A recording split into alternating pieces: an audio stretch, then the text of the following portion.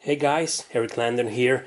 Today we're gonna make a review of this horrible piece of shit, one of the worst PS3 games ever. I'm just kidding, it's one of the most wonderful RPGs for the system. It's an action RPG combined with a brawler system, hack and slash. You know, it's one of those games that combines a lot of genres, but it's overall it's an RPG. It's a very cool game, and I have a lot to say about this game. So let's just get this over with. This game sucks! It really blows, it's so bad that all of these characters are overly sexualized. Really, seriously! Enough of that, I'm just kidding. Honestly, this game is really great. But it's not as great as most people seem to be. Most people make it seem so. And the reason is because it has one fatal flaw. Only one. To me, my personal opinion. And this fatal flaw is that the game is just too damn short, story-wise. I mean, you can play for hundreds of hours in this game, but you will be only playing the same and the same over and over and over again. I'm not sure I have an issue on that. A lot of people do, some others don't. To each their own, you know. Everybody has their own opinion. Now, in my opinion, I think it's a flaw because, okay, it's an RPG, but it's also a brawler, like sort of like a beat 'em up. I mean, you fight in a 2D environment with 4 characters. You can only play as one, and it has a co-op mode, so you can play with a friend, and it also has an online mode, so you can play with unknown people. So these unknown people, you never really get to meet them, to know who they are. You see their usernames, and I think that's about it. There's no real interaction with them, and that's okay because this is a console RPG, not a MMORPG. But at some points, it feels like you're playing one when you're in the online mode. And to make matters worse, the online mode, you can only unlock it after you reach a certain part of the game. I mean, it's not available right away when you first buy the game and put it on your PlayStation 3 and you start it. Nope, you cannot play the online mode yet. That's, you know, it's a controversy. A lot of people seem to be okay with that. I wasn't okay. I really wanted to play online, like from the very beginning.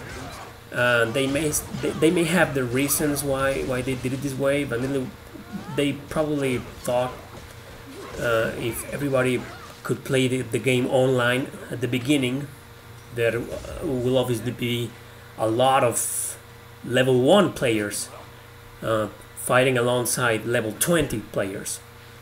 And which I understand that sucks to most people. They don't want that. If I'm a level 20 player, if my character is level 20 or level 30, and all of a sudden there's a guy in my party who's level 1, he's just gonna keep dying over and over again. That's the same with all MMORPGs. But this is not an MMORPG. So I have a mixed opinion on that. I think it's bad, it sucks, but you know, that's just my opinion. There's a lot behind it, obviously, and a lot of things that I probably haven't considered, and there are a lot of things that I probably don't know. I'm not Vanilla Ware, obviously, so I have no clue why they made it that way. So, okay, on to the game. As I was saying at the beginning, it's as you can see right now, it doesn't really look like an RPG. It looks that way because it's medieval, because you start in a town, you recruit characters, you can buy stuff, you can level up, blah blah blah. You have there's a story, of course. You go into the castle and they give you your missions, and you get to decide what to do and what not to do, etc. And so overall, it's an RPG, it's a JRPG. But the battle system, as you can see right now, it's a brawler, and there's tons of enemies. Sometimes the game, you know, the PS3 version, I don't think it lags that much. I mean, only a couple of times. And the PS Vita version, I've heard that it can lag sometimes because there's a lot of characters, there's a lot of shit going on the screen, so it obviously lags on a small screen like the PS Vita version. And a lot of people have criticized this game because the characters are overly sexualized. I mean, look at this lady right here. Come on, can there be any more suggestive position for a character to be talking to you, or a narrator explaining things to you with that image right there? But you know, it's Vanilla Ware. I have, you know, people complain about this. The characters are overly sexualized. Look right now, the sorceress right there, and her breasts are huge, and she looks, I mean, she's still gorgeous. But the Amazon warrior, people have criticized her because she looks so bad, like deformed, like grotesque, like this. They stepped over the line, right? And you know, I have a different opinion. I used to be like all of you who think that way, who think, oh, this is just too overly sexualized. I mean, why do they do this? But Vanilla Ware always does that. From the very first game they made, which is Green Grimoire for the PS2, and some of the guys from Vanilla Ware worked on Princess Crown for the PS1 and the Sega Saturn.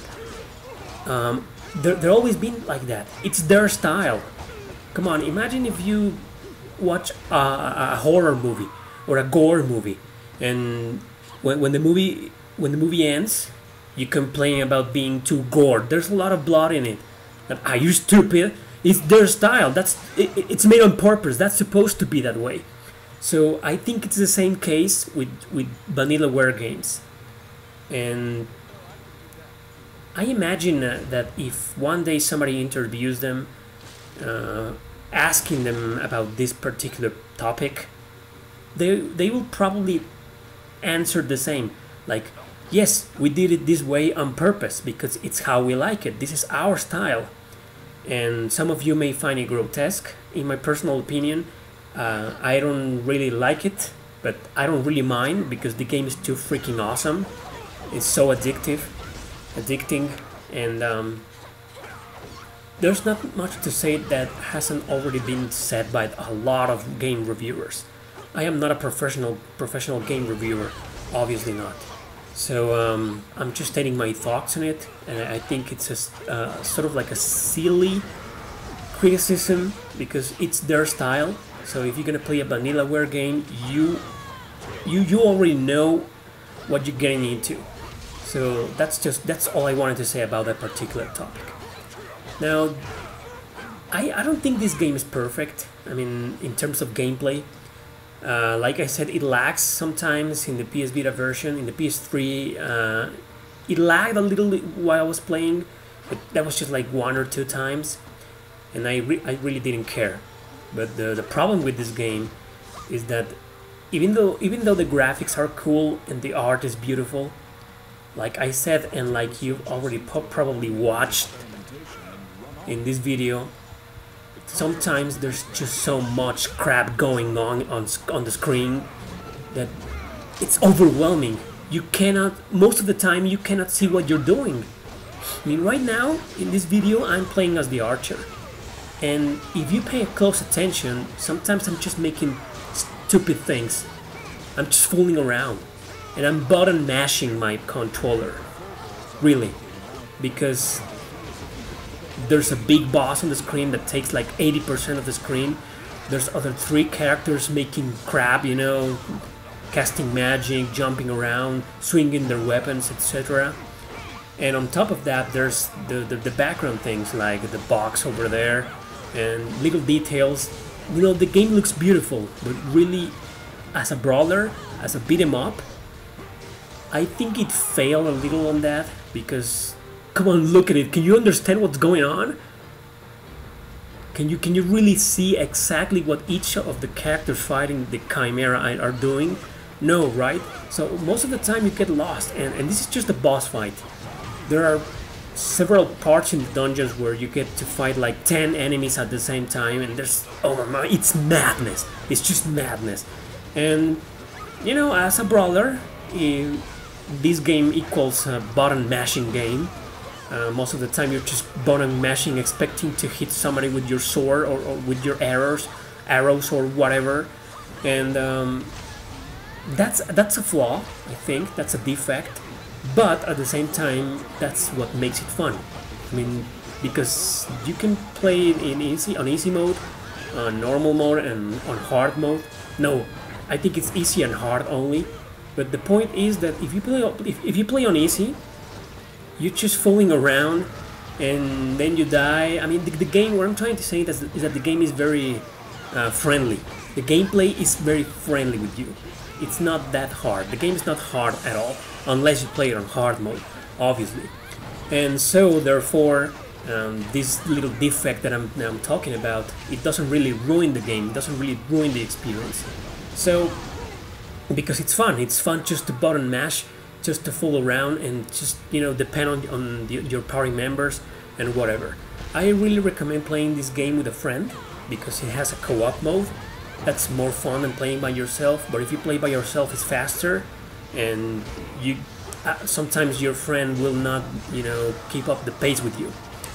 But it's really fun. It's a really fun game. The story is nice. I was really liking the story. I was really enjoying the story until all of a sudden it ended. Seriously, like, the story is just too short. I'm not gonna spoil anything for you, but I think that's one of the fatal flaws of this game. The story is just too damn short. Not even 10 hours of story gameplay. So now I have nothing to do with my life. So in the meantime, you go and get your hands on this awesome game, because even though the story is really short, it's still a wonderful experience. And me, I'm just gonna, now that I finished the game, I'm just gonna go like, you know, stare at it or whatever.